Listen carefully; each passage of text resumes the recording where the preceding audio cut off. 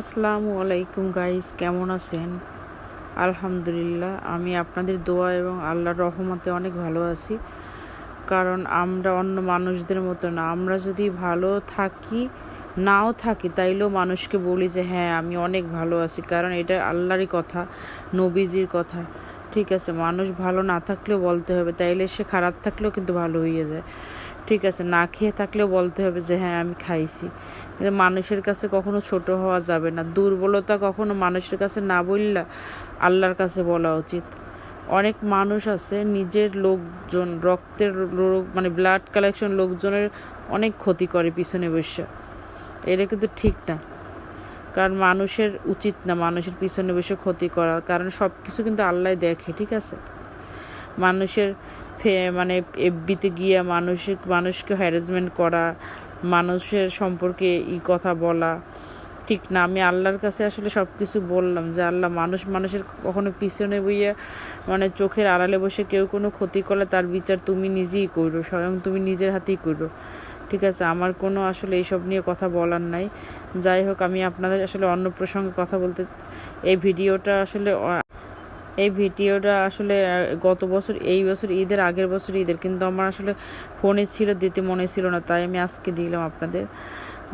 মানে আপনারা লাইক করেন, শেয়ার করেন।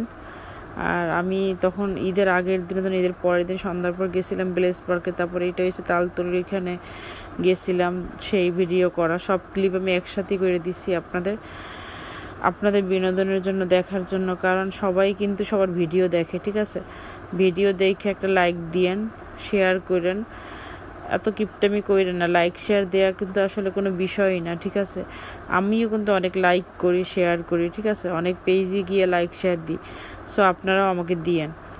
আমি যে ইসলামিক পোস্টগুলো আপনাদের মধ্যে বিলাই, আসলে এইটার একটা কারণ শুধু, আসলে এটা আমার নেশার মতো হয়ে গেছে। কারণ আমি কিন্তু আপনাদের দেওয়ার জন্য বা এখানে কোনো শো আপ করার জন্য না, কারণ আমি ভাবি যে এই ইসলামিক পোস্টগুলো আমি এক জায়গাতেই সংগ্রহ করে এইখানে দিই, যে আমি নিজের জন্য রাখি, কারণ আমি পরবর্তীতে যেন এটা দেখতে পারি, আমার যখন প্রয়োজন হবে তখন যেন পড়তে পারি।